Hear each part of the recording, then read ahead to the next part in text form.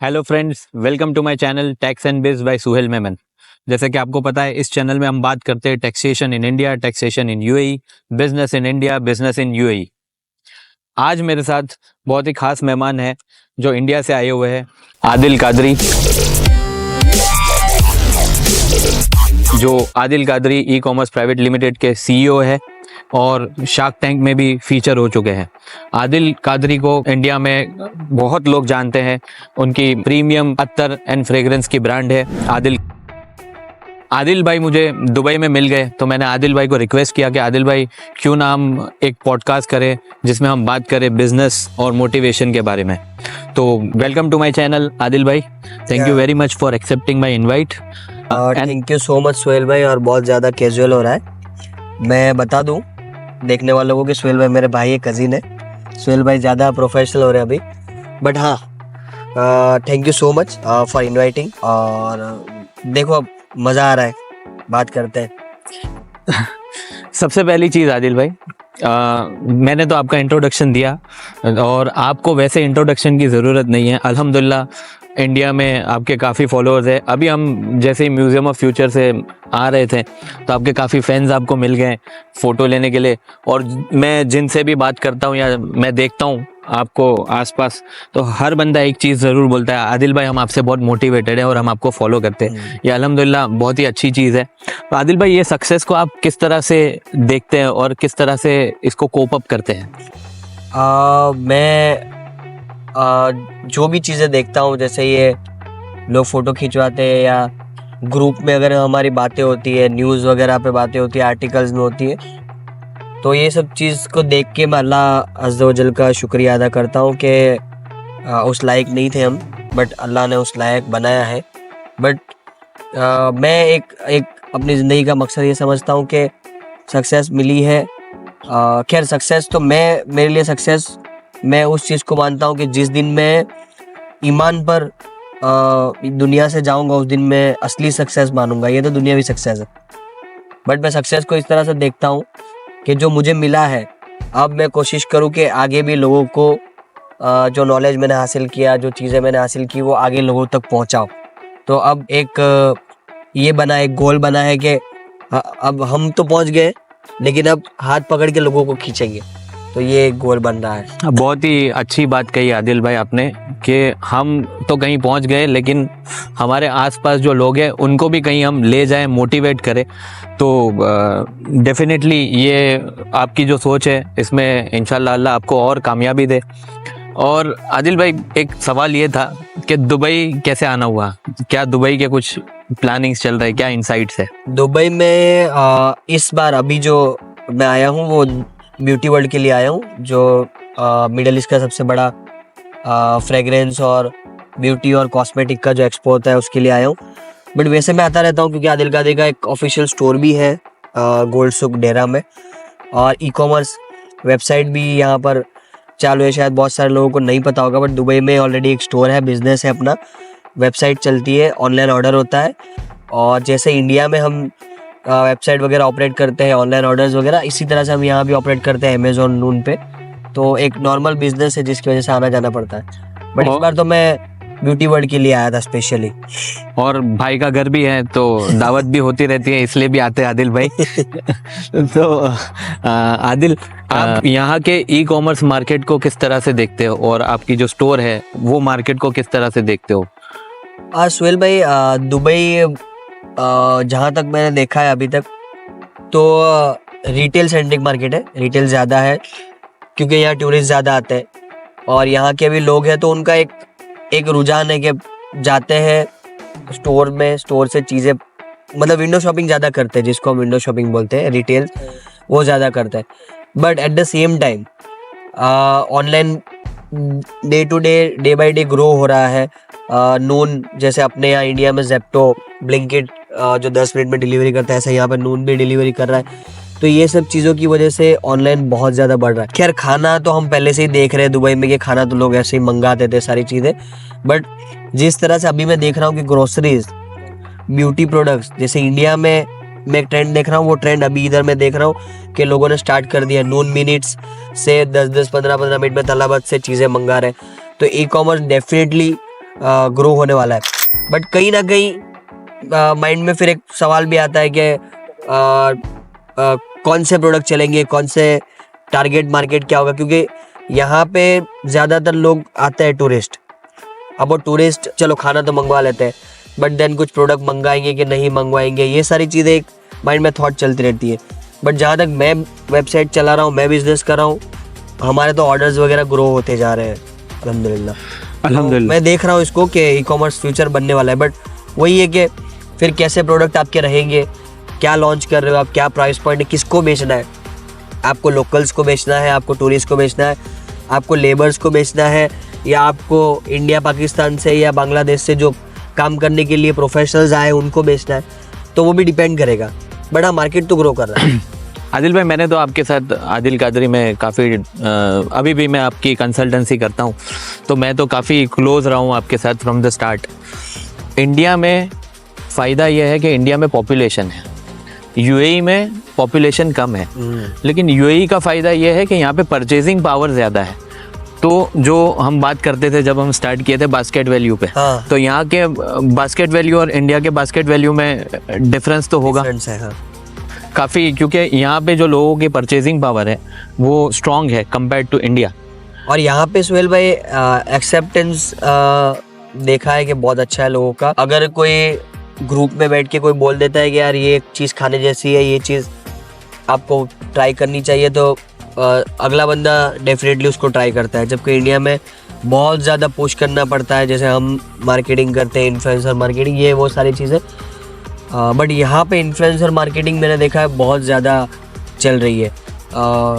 बंदा कोई वीडियो डाल देता है कि ये रेस्टोरेंट अभी ट्रेंड में जा रहा है, ये प्रोडक्ट ट्रेंड में जा रहा है, दूसरे दिन से वो भागना शुरू हो जाता है। तो यहाँ ये चीज़ें देखी है। और परचेजिंग पावर तो मैंने खुद ने अपने स्टोर वगैरह पे देखा है कि यहाँ लोग खर्चा करने के लिए कतराते नहीं है, मतलब एग्जैक्टली कुछ ना कुछ ट्राई करते रहते हैं। कुछ ना कुछ नया ट्राई करते। जैसे कि 2 दिन पहले आपने मुझे स्टोरी परफ्यूम गिफ्ट किया, मैं वो परफ्यूम मैंने अपने फ्रेंड को बताया, मेरे फ्रेंड ने ले लिया मुझसे कि ये बहुत अच्छा, बहुत ही बढ़िया परफ्यूम है, ले लिया, और उसने 5 लोगों को और बताया बिकॉज उसकी फ्रेग्रेंस अच्छी थी। ठीक है, तो आप जो वो बोल रहे हो ना एक्सेप्टेंस की बात, तो यहाँ इस तरह से भी देखा है मैंने ये। हाँ, तो ये यहाँ पे काफ़ी होता है कि नहीं यार ये, और मैं तो आपके ही परफ्यूम्स ज़्यादा यूज़ करता हूँ, तो मुझे काफ़ी टाइम पूछा भी जाता है यहाँ पे भी, यार ये कौन सा परफ्यूम है, क्योंकि यहाँ पे क्या है ना, ऊद बेस और वो ज़्यादा परफ्यूम्स चल रहे होते हैं और हम आपके परफ्यूम्स यूज़ कर रहे और होते एक है ना सुहेल भाई के हमारे लिए बहुत बड़ी बात है ये कि ये परफ्यूम वर्ल्ड माना जाता है, परफ्यूम की दुनिया है जहाँ से परफ्यूम लोग यहाँ आते हैं लेने के लिए। बाकायदा ऐसे ऐसे लोग हैं कि लोग फ्लाइट में आते हैं, परफ्यूम खरीदते चले जाते हैं। मतलब इतना बड़ा मार्केट है, इतना बड़ा मार्केट है, बहुत सारी चीज़ें। बट वहाँ पे आप देखो कि लोग यूएई से परफ्यूम लेके जाते हैं। Adil Qadri is the only brand जो इंडिया से लाके दुबई में बेच रहा है। हैं। तो हमारे लिए बड़ी बात है कि हम इंडिया के परफ्यूम यहाँ पर बेच रहे हैं और दुबई इज़ अ सेंटर, यहाँ से फिर वर्ल्ड वाइड जाता है, तो हमारे प्रोडक्ट्स भी वर्ल्ड वाइड यहाँ से जाते हैं। तो मेरे लिए बहुत ये प्राउड मोमेंट रहता है हमेशा, मैं देखता हूँ तो कि, और फिर ऐसा नहीं कि मैं सिर्फ बेच रहा हूँ, जैसे आपने अभी बताई स्टोरी, ऐसे मैं बहुत सुनता हूँ कि यहाँ के लोकल जो लोग हैं रहने वाले, वो आदिल कादरी के परफ्यूम यूज़ करते हैं। हालांकि आप देखोगे कि यहाँ तो पूरा समंदर है परफ्यूम का, बट पर्सनल लोगों को एक मोहब्बत भी है, एक मानते हैं कि हाँ यार अपना इंडियन ब्रांड है। तो बहुत सारी चीज़ें हैं जिसकी वजह से लोग खरीदते हैं और आदिल कादरी यूज़ करते हैं। हाँ, मैं अभी आपको एक रियल स्टोरी बताऊं। मैंने अपने फ्रेंड को बताया कि मैं कल इंडिया जा रहा हूं, तो उसने मुझे स्पेसिफिकली बोला कि आदिल कादरी का वाइट ऊद मेरे लिए ले आना। मैंने बोला यहाँ स्टोर है, मंगवा लो, तो बोले नहीं आप ले आना, तो हमें खर्चा नहीं करना पड़ेगा। हाँ। मैंने बोला ठीक है कोई बात नहीं, जाने का टैक्सी का ही खर्चा हो जाता है, गोल्ड सुक जाना, पार्किंग के फाइन खाना, इससे बेटर ये था। मैंने बताया ऑनलाइन ले लो, तो बोले नहीं आप हो ना। मैंने यहाँ तक बोला कि मेरा कोड डाल के डिस्काउंट करवा दूंगा, तो बोले नहीं आप ही ले आना। सही है। तो इस तरह से लोग मंगवाते हैं, आपसे मोहब्बत है, आपकी जो परफ्यूम्स है उससे लोग लाइक करते हैं वो परफ्यूम्स को। खैर आगे बात करें आदिल भाई, तो मैं तो यहाँ पे यूएई में बिजनेसेस काफ़ी कवर करता हूँ और कुछ बिजनेसेस देखता भी हूँ, पर्सनली कंसल्ट भी करता हूँ, all over the middle east consult करता हूँ, एशिया से भी मेरे क्लाइंट्स हैं। एज ए इंडियन या एज अ बिजनेसमैन आपने क्या देखा है यहाँ पे, कौन से बिजनेसेस करने चाहिए? स्पेशली अगर अपने इंडियन भाइयों के लिए हम बात करें तो बहुत सारे काम मैंने देखे जो लोग कर रहे हैं और कर सकते हैं। भाई इंडिया के प्रोडक्ट्स इधर इंपोर्ट होते हैं, स्पेशली फ्रूट ले लो आप, वेजिटेबल्स ले लो, आप मसाले ले लो, स्पाइसेस, ग्रेन्स, बहुत सारी चीज़ें इंडिया से आती है। तो अगर किसी इंडिया से किसी भाई को अगर करना है काम तो वो इधर आके इंपोर्ट कर सकता है। यहाँ बड़ी बड़ी मार्केट है और बहुत डिमांड है, ऐसा नहीं कि बहुत ज़्यादा सप्लाई है, डिमांड बहुत है, सप्लाई स्टिल अभी भी कम है अच्छी चीज़ों का। और फिर अपने यहाँ राइस कैसे होते हैं, अपने यहाँ वेजिटेबल्स कैसे होते हैं, वो सब इधर आप लेके बेचो। और ऐसा नहीं कि मैं अपने तौर से कह रहा हूँ, मैंने देखी है लोगों को बेच रहे लोग, और यहाँ सुपर मार्केट्स में हम जाते हैं तो Indian fruits, Indian vegetables, spices, क्योंकि देखो एट द एंड तो अपने ही लोग हैं यहाँ पे जो खाते पीते ये सारी चीज़ें, और तो वहीं से आनी है। तो इम्पोर्ट का एक मैं देख रहा हूँ कि बहुत बड़ा है, और जिसके पास वेल्थ है, जिसके पास ज़्यादा पैसा है, तो उसके लिए तो बेस्ट है रियल एस्टेट है। अग्री। रियल एस्टेट पे मैंने देखा है, जो लास्ट में तो बहुत ज़्यादा साल से नहीं हुआ, 2-3 साल से ही आता हूँ, बट ये 3 सालों में भी जो पहले साल आया, फिर दूसरा, और अभी मैं आया हूँ, तो उसमें जो तब प्राइसिंग थी और आज है, एक फ्लैट की, एक स्टूडियो की, तो ज़मीन आसमान का फ़र्क है। प्लॉट की जो प्राइसेस थी, इतना अप्रिशिएट होता है यहाँ पे प्राइसेस वगैरह। तो जिन लोगों को इन्वेस्टिंग पर्पज से करना है उनके लिए तो रियल एस्टेट बेस्ट है। यस। और कोई बिजनेस जमाना चाहता है अपना कि नहीं यार धंधा करेंगे, तो वो यहाँ पे इंडियन चीज़ें इंपोर्ट कर सकता है ये सब, और बहुत स्कोप है इंडिया वालों के लिए, बहुत स्कोप है, ईज़ ऑफ बिजनेस है। जैसे आपकी फर्म करती है लाइसेंसेस वगैरह, लाइसेंसेस ईजी है, सारे चीज़ें जल्दी आ जाती है, टैक्सेस भी लेस है, तो वो सब चीज़ है। आदिल, मैंने ये देखा है यहाँ पे, जैसे आपने बताया इंपोर्ट काफ़ी लोग करते हैं, काफ़ी क्लाइंट्स हैं हमारे, उनका मॉडल मैं आपको एक मॉडल बताता हूँ। एक मेरे क्लाइंट का मॉडल ये है कि उनका यूएई आने का रीज़न ये था कि मैन्युफैक्चरिंग वो इंडिया में या बांग्लादेश में करवा रहे, टेक्सटाइल प्रोडक्ट ले लो या कुछ भी और ले लो, बिकॉज वहाँ पे कॉस्ट ऑफ मैन्युफैक्चरिंग कम हो जाता है। इंडिया से या बांग्लादेश से वो डायरेक्ट यहाँ एक्सपोर्ट करवाते और यहाँ से वर्ल्ड कवर करते। सही बोलते दुबई में हम बैठते ना, तो हमें यूरोप में, मिडल ईस्ट रीजन में, जैसे कि सऊदी हो गया, Saudi is a big market, तो ये मार्केट में लोग हमारे पे कॉन्फिडेंस रखते हैं। बीइंग अ दुबई कंपनी हमारे पे कॉन्फिडेंस आ जाता है लोगों को। सही। फिर पेमेंट जो आना होता है, कैश फ्लो बोलते हैं जिसको, यूएसडी में पेमेंट आना, मल्टी करेंसी अकाउंट्स होना, ये सारी चीज़ों की वजह से ये जो दुबई जो है ना, वो बहुत ही ट्रेड का बहुत ही बेटर हब बन जाता है। और वन मोर बेनिफिट है दुबई का, यहाँ की जोग्राफिकल लोकेशन जो है ना, अगर आप पोर्ट, आप मैप खोल के देखो पोर्ट, तो आप देखोगे ये कितने इजीली सब, इंडिया करीब है, ये करीब है, वो करीब को कनेक्ट करता है, तो उसका भी बहुत फायदा होता है। तो यस, डेफिनेटली आपने बहुत ही अच्छा पॉइंट पकड़ा इंडियंस के लिए कि वो इंपोर्ट या ट्रेडिंग का बिजनेस यहाँ पे कर सकते हैं। मैंने बीच में एक पॉडकास्ट में किसी इन्फ्लुएंसर ने मुझे भी पूछा था, टैक्स के पॉडकास्ट में, कि आपके पास मेजर इंक्वायरीज आपकी कंपनी फॉर्मेशन टीम के पास कौन सी आती है, तो मैंने यही बताया था कि जनरल ट्रेडिंग की जो है वो ज़्यादा आती है इंक्वायरीज मेरे पास। मैंने रिसेंट ट्रेंड भी यही देखा है। और ये भी है ना एक्चुअल भाई कि दुबई को दुबई बनाने वाले हम ही लोग हैं। हाँ, दुबई को आज दुबई बनाया है इंडियंस नहीं। ये बड़ी बड़ी बिल्डिंग ये सब देख रहे हैं, प्लानिंग ये वो सारी, फिर यहाँ के बिजनेसेस खड़े करना। मैं अब मेजोरिटी ऑफ द बिजनेसमैन को यहाँ पे देख रहा हूँ इंडियन है, अच्छी पोस्ट पे है, अच्छी पोस्ट पे भाई। ऐसे लग्जरी रेस्टोरेंट्स बनाए हुए, ऐसे लग्जरी ब्रांड्स बनाए हुए, हमको लगता है यार फ्रांस का ब्रांड है, यूके का ब्रांड है, यूएस का ब्रांड होगा। उसकी इंक्वायरी करते हैं, पता चलता है यार इंडियन बंदा है, इंडियन ओनर है। यस, ये काफी यहाँ पे देखा। तो एक चीज ये मैंने देखी है कि वो पोटेंशियल है अपने यहाँ पब्लिक में, बट वो चीज एक जूता या एक कपड़ा या एक कोई सामान वो इंडिया में बनाता है और वो लग्जरी बनाता है, तो वहाँ पे कम बिकता है अपने यहाँ थोड़ा, क्योंकि बजट सेंट्रिक लोग हैं अपने यहाँ और सस्ते में ज़्यादा मानते हैं हम।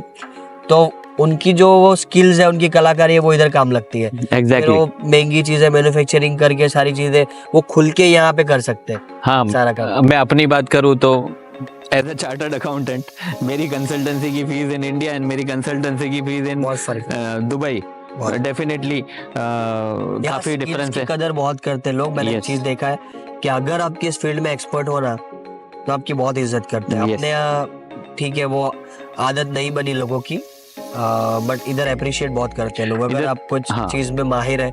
और हर चीज का चार्ज वो मान के चलते हैं कि भाई सीए है, कुछ सलाह मशवरा लेंगे, रिकमेंडेशन लेंगे तो खर्चा लगता है उसका। एग्जैक्टली अपने ऐसे ही फोन कर देते हैं, आदिल भाई ये समझाओ ना, अरे सुहेल भाई ये क्या होता है टैक्स का। तो ये सब चीजें मैंने यहाँ पे देखी, अच्छी है। रिस्पेक्ट करते हैं आपकी स्किल्स को कि अगर आप प्रोफेशनल है तो आप घर चला रहे हो उस चीज से, और आपका रिकमेंडेशन या आपकी टिप उसका भी चार्ज लगता है। वो अपने यहाँ नहीं समझते, इधर लोग समझते हैं। यस। तो यहाँ का माइंडसेट ये है ना आदिल भाई कि you are earning in dirhams and spending in dirhams. सही है। तो जिस दिन आप मल्टीप्लाई करना स्टार्ट कर दो ना उस दिन आपको तकलीफ होना स्टार्ट हो जाती है, बिकॉज यहाँ कॉस्ट ऑफ लिविंग हाई है compare to that, compare to India. लेकिन अगर आप दिरम में अर्न करके दिरम में स्पेंड कर रहे हैं तो फिर इतना डिफरेंस नहीं आता है उसमें। बट हाँ, मेरा एक माइंड ये जाता है कि अगर हम कर रहे हैं काम तो हमारा बेस इंडिया ही होना चाहिए हमेशा। एग्जैक्टली चाहे हम फैक्ट्री करें, चाहे हम बैक ऑफिस करें, तभी फायदा होगा ना। मतलब हम वहां से सब पैसा लेके छोड़ छाड़ के यहाँ जाएंगे तो कंट्री का तो नुकसान हो गया हमारा। नहीं नहीं नहीं, वो तो पर्पस मेरा होना हमेशा भी नहीं माइंड- चाहिए। हमारा माइंड यही होता है हमेशा, और दोनों फायदा है। हम अगर बैक ऑफिस बनाते हैं इंडिया में, चाहे आप मार्केटिंग एजेंसी खोल लो, चाहे आप सीए फर्म की एजेंसी खोलो, चाहे हम मैन्युफैक्चरिंग कर ले, जूते कपड़े जो भी है, तो उधर एक तो रोजी सबको मिलती है, सबको रोजगार मिला आपकी तरफ से। और बाकी ये होता है कि इधर वालों के लिए ये होता है कि इधर फैक्ट्रीज महंगी होती है, हाँ तो पहले तो सस्ता काम हो गया उधर, और उधर पैसे पहुंच गए, रोजी मिल गई, तो ये काम हो गया। तो ये तो फायदा होता हमारा मेन पर्पस यही होता है कि हम एम्प्लॉयमेंट जनरेशन जो करें ना वो इंडिया में करें फॉर इंडियंस।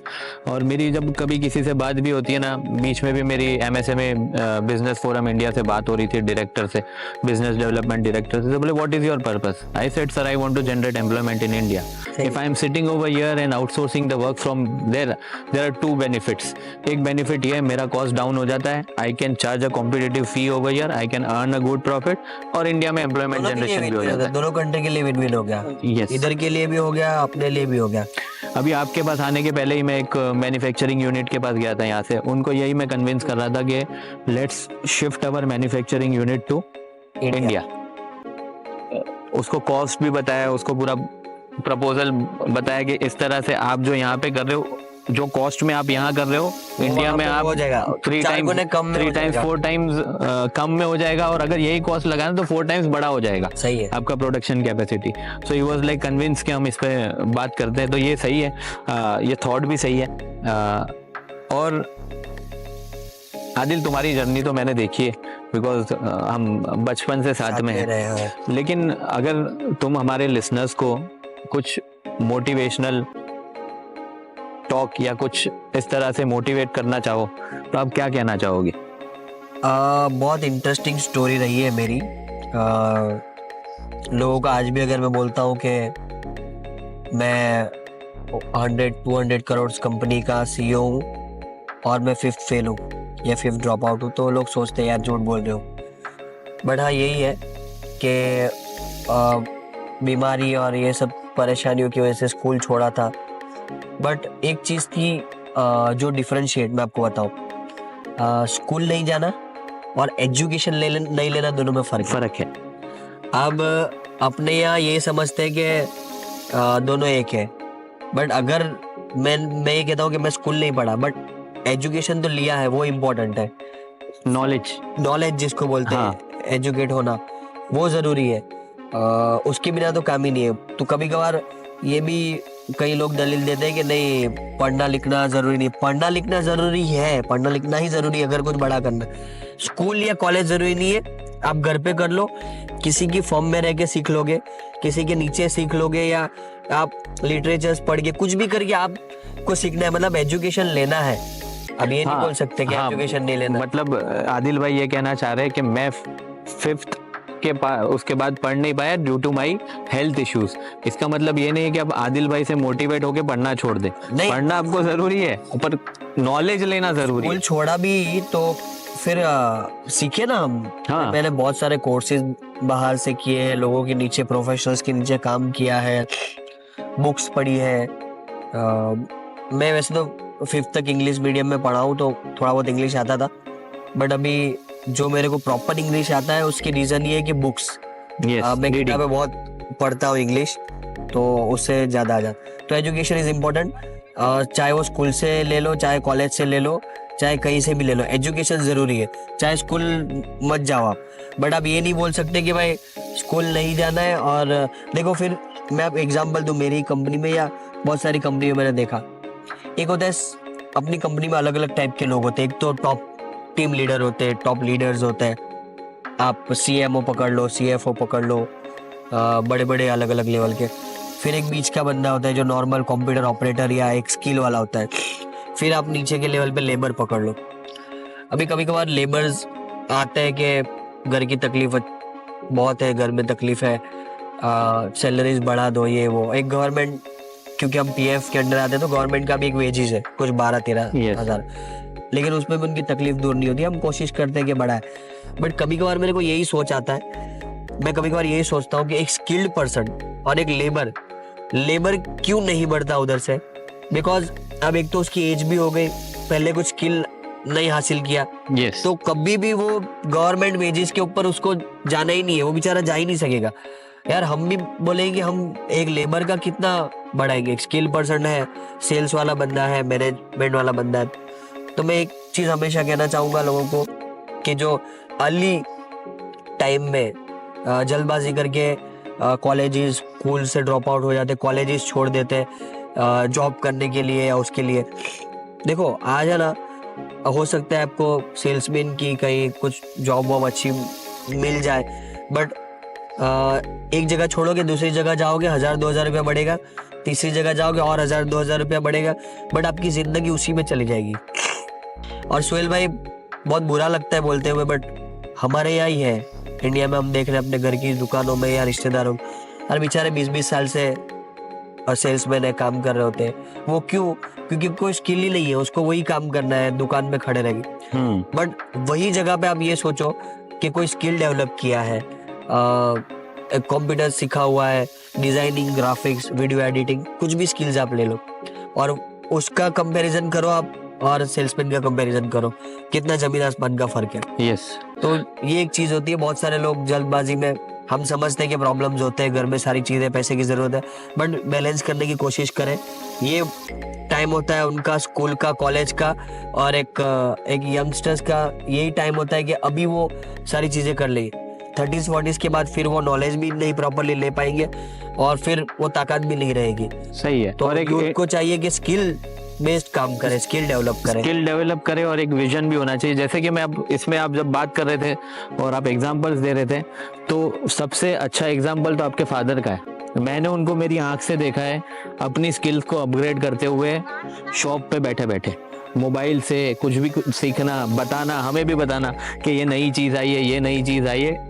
मतलब वो एकदम टेक्नोलॉजी के कीड़े जो बोलते हैं ना, उस तरह से। तो आज देखो तुम्हारी कंपनी में हम जब आते हैं, साथ में बैठे होते हैं, तो काफी सारी चीजें वो हैंडल कर रहे होते हैं, टेक्नोलॉजी वाइज भी होता है, उनको समझाना नहीं पड़ता है। हाँ, वही है कि मेरे फादर है, मैं बहुत सारे लोगों के फादर्स को देखता हूँ, तो मेरे फादर्स को इतना सब मतलब आता है। मेरे वेबसाइट का पूरा पैनल पढ़ लेते हैं, कौन सा फेक ऑर्डर है, कौन सा नहीं, उसको पता चल जाता है। भाई करोड़ों रुपए का ट्रांजेक्शन करना हम लोग नहीं करते, मेरे फादर ही करते हैं, उनको ही बैंक की सिस्टम पता है। मैंने नहीं सीखी, मैं ये नहीं कहूँ मुझे नहीं आती, बट मैंने नहीं सीखी, वो पापा कर रहे तो करते रहते, अपने को तो जीपे आता है। बट ये इतनी हैवी टेक्नोलॉजीज है, OTP डालना, लॉगिन करना, वो सब उनको पता है। हाँ, मुझे पता है, क्योंकि मुझे भी पेमेंट लेना होता है तो उनको ही फोन करना पड़ता है कि मेरी पेमेंट भेजो। बात वही आई कि स्किल डेवलप करना, पैदा होके कोई जब होता है तो उसको स्किल नहीं आती है, स्किल डेवलप करनी पड़ती है। कोई ये बोलता है कि यार नहीं मेरे बस का काम नहीं, ऐसा नहीं है, हर कोई कुछ ना कुछ स्किल डेवलप कर सकता है। हम देखते हैं ये अपने सामने ही शेफ है, कुकिंग कर रहे हैं, अपने यहाँ कितना आप देखोगे अकाउंटिंग में है, सेल्स में है, मैनेजमेंट में है बंदे। हमारे यहाँ अगर कंपनी में बात करें हम, तो हमारे जो रिटेल्स मैनेजर है, जो मार्केट प्लेस मैनेजर है, ऐसे बहुत सारे टीम लीडर्स हैं जिन्होंने कंपनी में आने के बाद बहुत सारी चीज़ें सीखी है। हाँ, रीज़न ये है उन सीखने का और अब टॉप पे पहुंचने का कि उनका माइंडसेट था कि आदिल भाई जो सिखाएंगे, जो फ़ायदा करेगा वो चीज़ हम करेंगे। सही है। कहीं कोर्सेज के लिए भेजते हैं तो जाएंगे, अगर कुछ नॉलेज देते हैं तो वो हम लेंगे। वो उनका माइंडसेट काम लग गया, आज बड़ी बड़ी पोस्ट पे है। आदिल, तुम्हारी सक्सेस स्टोरी तो अल्हम्दुलिल्लाह से मैंने देखी है, और हम खुद भी as a family member, as your brother proud feel करते, as your financial and legal consultant भी प्राउड फील करते आपके लिए ये चीज़ में। मेरा एक क्वेश्चन था कि यूजुअली सोशल मीडिया में सक्सेस स्टोरीज फ्लोट होती हैं, ठीक है। वो सक्सेस स्टोरीज फ्लोट होने की वजह से काफ़ी लोग इन्फ्लुएंस भी होते हैं, काफ़ी लोग मोटिवेट भी होते हैं, और काफ़ी लोग बोलते हैं यार ये कॉलेज ड्रॉप आउट था, इसने ये बनाया, मैं भी बनाऊंगा। सोशल मीडिया में फेलियर स्टोरीज सर्कुलेट नहीं होती है, नहीं होती। तो आप यूथ को क्या एडवाइस करना चाहोगे कि किस तरह से ये जो कंटेंट आप लेते हो, आप जो नॉलेज ले रहे हो या कंटेंट को कंज्यूम कर रहे हो, आप किस तरह से उनको पता होना चाहिए कि भाई सक्सेस रेशियो और फेलियर रेशियो भी होता है, तो वो कोई ऐसा स्टेप ना ले ले कि भाई कॉलेज ड्रॉप आउट ये भी था तो मैं भी बन जाऊं, इस तरह से। तो आप उनको किस तरह से समझाना चाहेंगे या क्या बताएंगे उनको? सुहेल भाई, इसकी वजह ना एक बहुत बड़ी बनी है मोटिवेशनल स्पीकर्स, अपने यूट्यूबर्स, ये सबसे बड़ी रीज़न बनी है ये सारे फेलियर्स। इन्फ्लुएंसर्स ले लो आप, मोटिवेशन वाले ले लो, जिसके शिकार हम भी हुए हैं। तो एक मोटिवेशन देते हैं कि बड़ा करना है, हमेशा बड़ा ही करना है, बड़ा। ठीक है, बहुत अच्छा माइंडसेट है, और वो बट सुहेल भाई बड़ा करने के चक्कर में हम कितने लॉस में या कितने अंदर उतर जाते हैं ना, वो कभी कभार हमको पता नहीं पता। तो मैं ये मानता हूँ, और मैं हमेशा बहुत सारे लोगों को बताता हूँ, मुझे मिलते हैं लोग, क्या दिल में हम लोग ऑनलाइन कर रहे हैं, मैं उनको बोल रहा हूँ कितने ऑर्डर कर रहे हैं, बोले 200-300 ऑर्डर 400 ऑर्डर डेली का कर रहे हैं।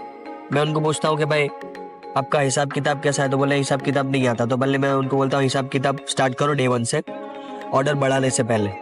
और वो मेरे को ये भी पूछते हैं कि ऑर्डर कितना बढ़ाना चाहिए। तो मैं उनको सबसे मेन चीज़ ये बोलता हूँ कि भाई अगर 500 ऑर्डर में डेली में तेरा पैसा बन रहा है ना, प्रॉफिट, तो तू इससे आगे जाने की कोशिश मत करना, ठीक है।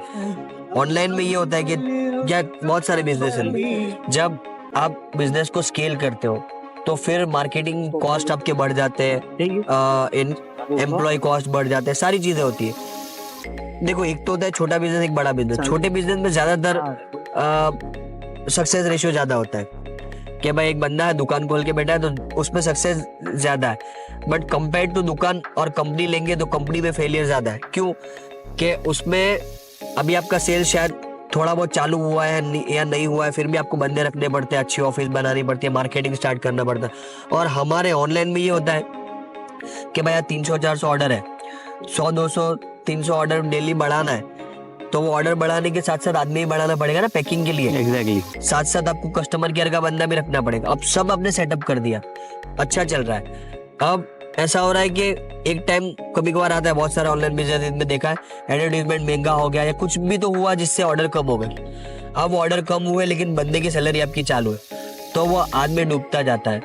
और दूसरी एक चीज़ ऑनलाइन में स्पेशली, क्योंकि मैं ऑनलाइन वाला हूँ तो ऑनलाइन की बात करूँगा। ऑनलाइन में जब आप स्केलिंग करते हो ना, बिजनेसेस मार्केटिंग स्केलिंग करते हो, सारी चीज़ें, तो CPM बढ़ता है। फेसबुक में आज आप डेली का 5-10 हज़ार स्पेंड करोगे तो CPM सस्ता होता है, बट जैसे जैसे आप प्राइस बढ़ाओगे और बजट बढ़ाओगे CPM उसका महंगा होता जाता है, क्योंकि फेसबुक इज ऑप्शन। बट ये हमारे बंदे नहीं समझते। अपने लोगों को वो, मैंने पहले वही में आ रहा हूँ पॉइंट पे कि मोटिवेशनल गुरु ने ये वो कि भाई बड़ा धंधा करना है।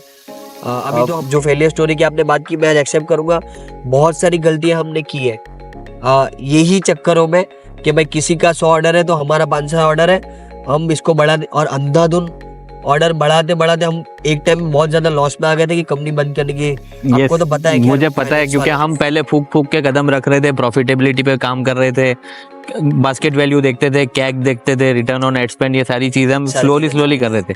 फिर एक टाइम आया जब हम स्केलिंग करने के चक्कर में हमने मिस्टेक्स की, बहुत सारे मिस्टेक्स। और क्या था कि हम एक्सपोनेंशियल ग्रो करके, और हमारे पीछे इंफ्रास्ट्रक्चर ही नहीं था, इंफ्रास्ट्रक्चर क्योंकि हमारे पास जो डैशबोर्ड और जो सॉफ्टवेयर से हम काम कर रहे थे, वी वर ग्रोइंग स्लोली। ये सारी एनालिटिक्स हम रात को 3 बजे 4 बजे बैठ के कर रहे होते थे ऑफिस पे, डैशबोर्ड पे हम बैठ के। तो we were profitable at that time, yes. But the moment we decided by getting motivated कि स्केल करना है, वी मेड वो देखा मिस्टेक्स। देखिए में ही हुआ ना, क्या हुआ हाँ। कि यार अब बड़ी ब्रांड कर रही है, उनसे मोटिवेट हुए वो कर रहे हैं।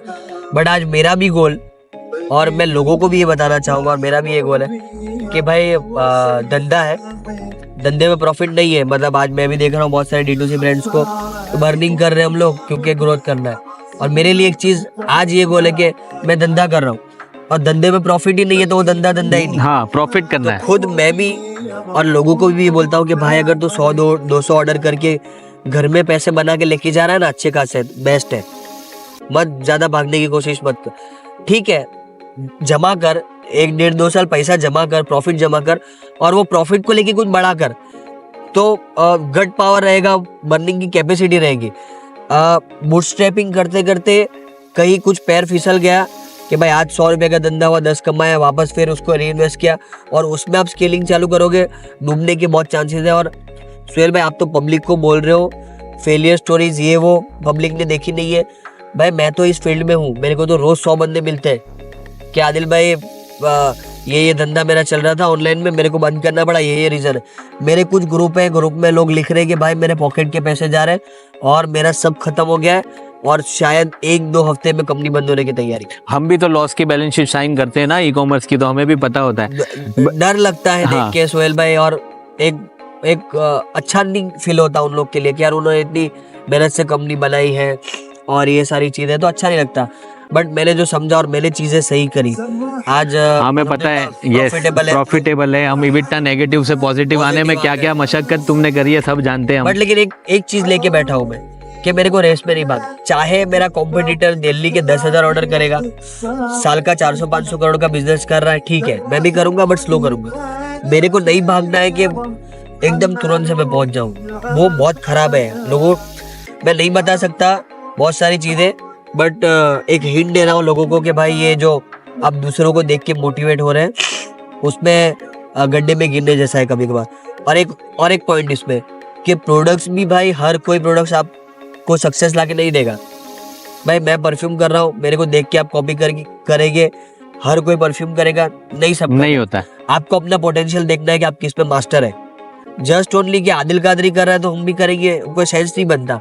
भाई बिजनेसेस ऐसे होते हैं कि मेरे कोई रिश्तेदार, मेरे बाप दादा का किसी का कोई बिजनेस था, उसको मैं बड़े लेवल पे कंटिन्यू करूँ, उसमें बहुत मजा है। ये सारी चीज़ों में मजा है। या कुछ सीखूं मैं और उस सीख के फिर प्रोडक्ट लॉन्च करूँ, तो उसमें अलग मजा है। बट जस्ट ओनली कि यार ये अमन गुप्ता बोर्ड कर रहा है हेडफोन, हम भी करेंगे, ये सीए सुहेल भाई बनने तो हम भी सीए बनेंगे। हमने अपनी जर्नी में कितने लोगों को देखा सीए फेल करते हुए। तो ये एक एटीट्यूड यूथ को निकालना चाहिए और पॉजिटिव वे में सोचना चाहिए। शायद बुरी भी लगेगी मेरी बात लोगों के, आदिल भाई अब बड़े हो गए तो ऐसी बात करते हैं, बट मैं मतलब मेरे को अभी मैं सोचता हूँ ना तो टेंशन होता है कि साला यार अगर कहीं कुछ फिसल जाते तो मतलब कंपनी बंद होने की भी तैयारी हो जाती थी। बट ठीक है, हम यहाँ तक पहुँच गए। अब बिजनेस करना है तो it's all about risk, but it is a calculated risk. Exactly, तो वो नहीं करते। हाँ, तो कैलकुलेटेड रिस्क लेना जरूरी है, वरना आप ग्रो नहीं कर पाओगे। बट सबसे इम्पोर्टेंट चीज इसमें जो है ना, जो आदिल शायद ऑब्जर्व नहीं करता होगा, जो मैं आदिल में ऑब्जर्व करता हूँ, फ्रॉम द डे 1 इसका डेटा एनालिटिक्स बहुत पावरफुल था। इवन दो वो जो भी आप उसकी बैकग्राउंड या स्टडी की बात कर लो, ये कर लो, उसको कुछ नहीं समझ में आएगा, ही विल आस्क, बट उसका डेटा एनालिटिक्स, ऑर्डर, ये वैल्यू इस तरह से निकालो, इसको डिवाइड करो। और आदिल भाई के जो ब्रदर हैं वो भी, बिकॉज वो भी काफ़ी उनको नॉलेज है, he is also from commerce background, तो वो भी ये जो सारे डिसीजंस में काफ़ी हेल्प करते हैं उनको। और बाकी कुछ ऐसा टेक्निकल आ जाता है तो there are people who he consults like me. तो मैंने देखा है कि इन्होंने from the day 1 data analytics पे बहुत ध्यान दिया। तो ऐसा नहीं होता कि आदिल भाई ये कर रहे हैं तो हमें भी ये करना है, या कोई XYZ बंदा जैसे आपने एग्जांपल्स दिए वो कर रहे हैं तो हमें करना है। You have to take a risk, you have to grow your business, but in a calculated manner, so that you can at least survive that. Survive करना ज़रूरी है। और D2C सुहेल भाई, D2C इंडस्ट्री का मैं इंसाइट दूं आपको एक, कि अभी तक कैसे सिस्टम चल रहा था। D2C बोले तो ये ऑनलाइन, जिसको अगर D2C टर्म नहीं पता है तो डिजिटल फर्स्ट ब्रांड, यानी जो ऑनलाइन से स्टार्ट कर रहा है अपना बिजनेस और ब्रांड बना के बेच रहा है, उसको D2C ब्रांड बोलते।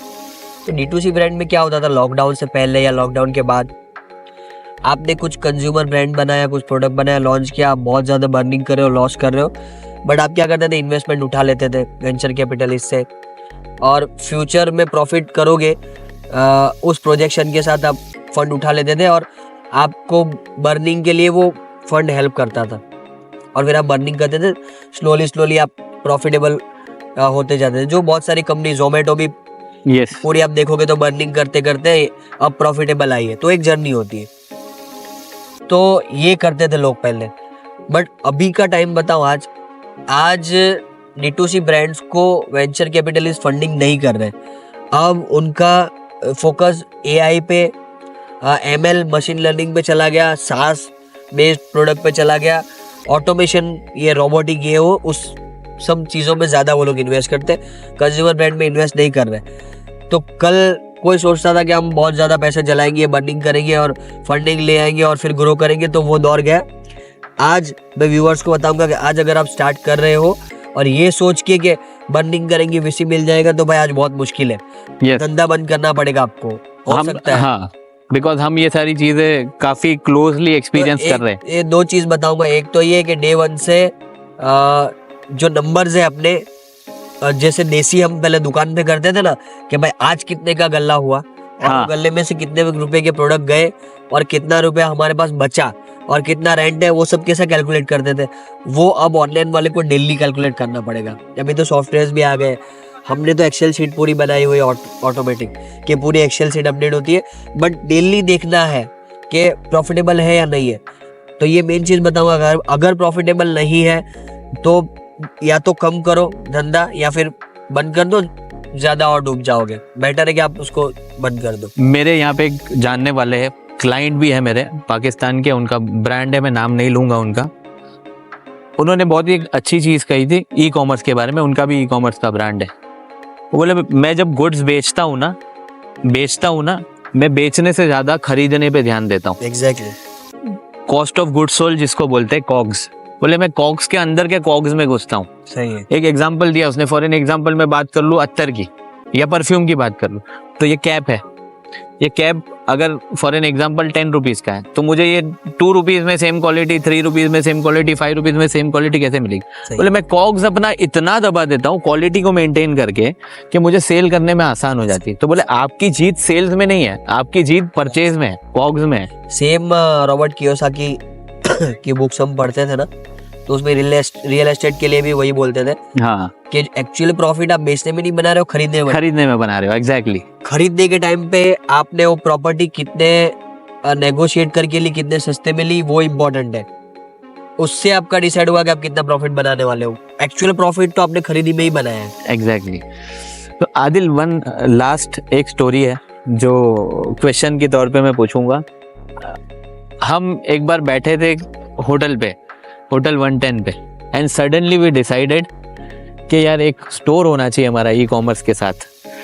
हम दोनों ही बैठे थे शायद, और हमारे साथ हमारे जो अभी रिटेल के जो वो है आसिफ भाई, वो बैठे थे।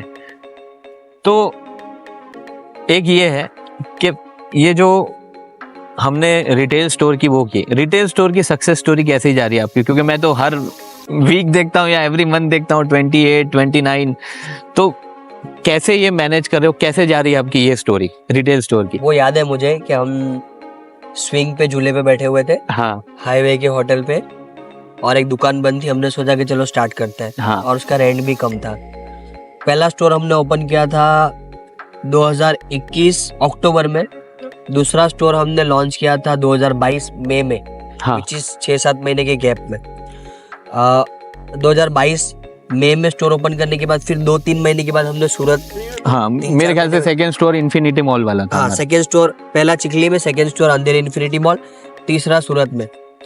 और ये 3 स्टोर करने में हमको 2-2.5 साल लगे, और वो 2021, 22, 23 और 24, फिर ये 3 साल बैक टू टुडे।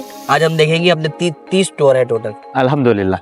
तो ये मैं हमेशा बहुत सारे लोगों को बताता हूँ कि आपको 1 लाख से 10 लाख करना मुश्किल है, उसके बाद फिर आसान है। 1 करोड़ से 10 करोड़ करना थोड़ा मुश्किल रहेगा।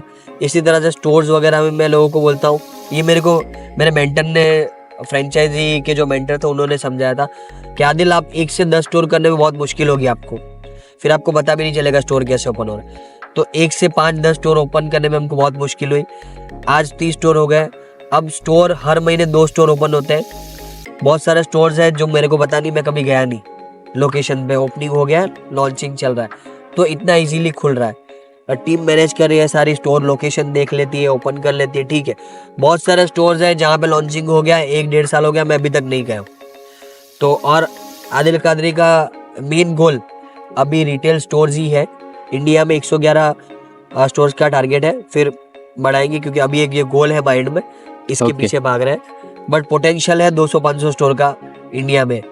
इस तरह से India, Dubai, Saudi, UK, US, ये सब में भी स्टोर्स का हमारा प्लान बन रहा है, बट धीरे धीरे करेंगे। मैंने पूरा आज का पॉडकास्ट का ही वो था कि ग्रोथ करना है, स्टेबल ग्रोथ, प्रॉफिटेबल ग्रोथ करना है। स्टेबल ग्रोथ करना है और अपने सरप्लस फंड से उसको एक्सपांड करना है। और जो ऑनलाइन कर रहे हैं उनके लिए ये स्पेशली एक चीज़ है कि एक बंदा जो ऑनलाइन कर रहा है, ब्रांड बना रहा है, वो सिर्फ ऑनलाइन में पैसे नहीं बना सकेगा, उसको ओमनी चैनल करना पड़ेगा, उसको ऑफलाइन भी करना पड़ेगा, ऑनलाइन भी करना पड़ेगा, मॉल्स भी करना पड़ेगा, स्टोर धीरे धीरे होगा।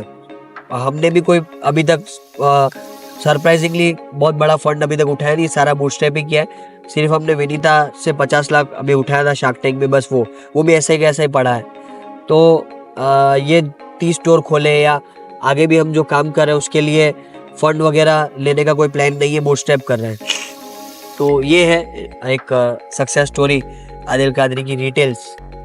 तो फ्रेंड्स, रिटेल के बारे में मैं एक और बात बताऊंगा आपको कि रिटेल की जो first store, second store, third store, there were many teething problems. I was there, I was witnessing it because I was consulting them. Adil भाई ने और टीम ने, आदिल भाई के भाई ने, असीम भाई ने, इन्होंने इंटरनल कंट्रोल्स इतने स्ट्रांग बनाए ना, और सबसे बहुत ही अच्छी चीज़ जो इन्होंने की है ना कि everything is on paper, everything is on paper. हमें एवरीथिंग ऑन पेपर रखने की वजह से हमारा मैनेजमेंट जो है ना वो बहुत इजी हो गया। We didn't care about income tax, we didn't care about GST, कुछ भी हमने जो था लीगली, दुकान पे आओ, बिल लो, सारा पे करो। इसकी वजह से क्या हो गया ना, हमारी ये जो 30 स्टोर का जो सक्सेस भी है ना, 30 स्टोर और जो 111 बोल रहे 200 करेंगे इंशाल्लाह, उसका रीज़न है इंटरनल कंट्रोल स्ट्रॉन्ग रखना। तो ऐसे ही आदिल भाई ने 30 नहीं कर दिया, उसके पीछे भी बहुत मेहनत लगी है और काफ़ी लोगों की मेहनत लगती है इसमें इंटरनल कंट्रोल सेट करने में। इंपॉर्टेंट चीज़ है माइंडसेट और चीज़ों को एक्सेप्ट करना कि नहीं, और SOPs सेट करनी है आपको। आज हम बैठे हुए ना, दुबई में बैठे हैं, म्यूजियम पे शूट कर रहे हैं, बट काम चल रहा है वेबसाइट। और ये फनी इंसिडेंट हर जगह होता है, खास करके अपने मेमन भाइयों में। हाँ, स्टोर लॉन्चिंग में आते हैं, स्टोर ओपनिंग में आते हैं, पूछते हैं आदिल भाई इडा इंडिया भाव है ना कि पप्पा है ना, यानी मुझे भी पूछते इधर आपके फादर बैठेंगे, आपके भाई बैठेंगे, कौन बैठेगा? अरे मैं बोलता हूँ अल्लाह के बंदे हैं, वो हम नहीं बैठते, हमको जरूरत नहीं बैठने की, 30 स्टोर है, हर जगह कैसे जाएंगे? हाँ, तो वो कैसे चलता है ऑटोमेशन में? वो सिस्टम्स होती है जो आपने बनाई है भाई। एक स्टोर मैनेजर का कंसेप्ट होता है, वो आपने बनाया। एक कॉमन फर्नीचर का कंसेप्ट होता है जो आपने बनाया। एक कॉमन सेल्स ट्रेनिंग का कंसेप्ट होता है, वो आपने बना के दिया है कि भाई आज एक प्रोडक्ट के बारे में जो फीचर है, वो अगर आज सूरत वाला बंदा बोल रहा है तो अहमदाबाद वाला बंदा सेम स्टोरी बोलेगा, राजकोट में भी आपको सेम फीचर सुनने मिलेंगे। तो वो अलाइनमेंट है, वो सिस्टम्स है, ठीक है, वो बनाने में टाइम जाता है, बट वो जब बन जाता है तो आदिल भाई को, असीम भाई को, सुहेल भाई को दुकान पे बैठने की जरूरत नहीं है। वो ये सही है कि भी ऑपरेट कर सकते। हाँ, क्योंकि ये एक्सपीरियंस तो मैंने भी किया है कि आप दुबई में हो तो इंडिया की ऑफिस कैसे चल रही है। अरे भाई सिस्टम बना गया है। इंडिया की मैं शायद मानूंगा इकलौती ब्रांड हूँ, मैंने बहुत रिसर्च कर लिया, आपके पास कोई ब्रांड हो तो बताना। मैं इकलौती इंडिया की अत्तर ब्रांड हूँ जो अत्तर बॉटल में भर के नहीं देता दुकान में। एग्जैक्टली। क्योंकि जब फ्रेंचाइजी ओपन करनी थी ना, तो सबसे पहला सवाल यही आया था कि यार इसमें चोरी बहुत होगी, होती है यार अपने इंडिया में, क्या इसमें बोलने में क्या वो करेंगे क्या यार। अब ये जो ऑयल भर के हम कंटेनर में देंगे तो उसका वो बारकोडिंग, वो हिसाब किताब कैसे रहेगा, चोरी होगी। और मुझे सबसे बड़ा हमेशा एक फियर रहता है ब्रांड डैमेज का, कि मैं अपनी ब्रांड डैमेज नहीं करना चाहता। और मेरे लिए एक चीज़ थी कि वो जो कंटेनर में मैं आदिल कादी का शनाया भेजूंगा, वो खत्म होने के बाद अंदर आदमी ने क्या भर दिया है और क्या बेच दिया है वो तो कस्टमर भी नहीं जानता और मैं भी नहीं जानता। तो वो सारे फ्रॉड से बचने के लिए हमने सोचा था, और हमारी बहुत बहस भी हुई थी इसमें कि ये हम अत्तर अगर नहीं भरेंगे ये वो तो धंधा कैसे चले, सारी चीज़ें, क्योंकि मेरे फादर है तो थोड़ा पुराना नहीं सोच, बट हमने बोला हम नहीं ये कर। ये एक शॉर्ट स्टोरी थी अपनी, जो शायद हो सकता है कि बहुत पब्लिक को इंटरेस्टिंग नहीं लगे, बट हमारी स्टोरी है तो इंटरेस्टिंग है हमारे लिए तो।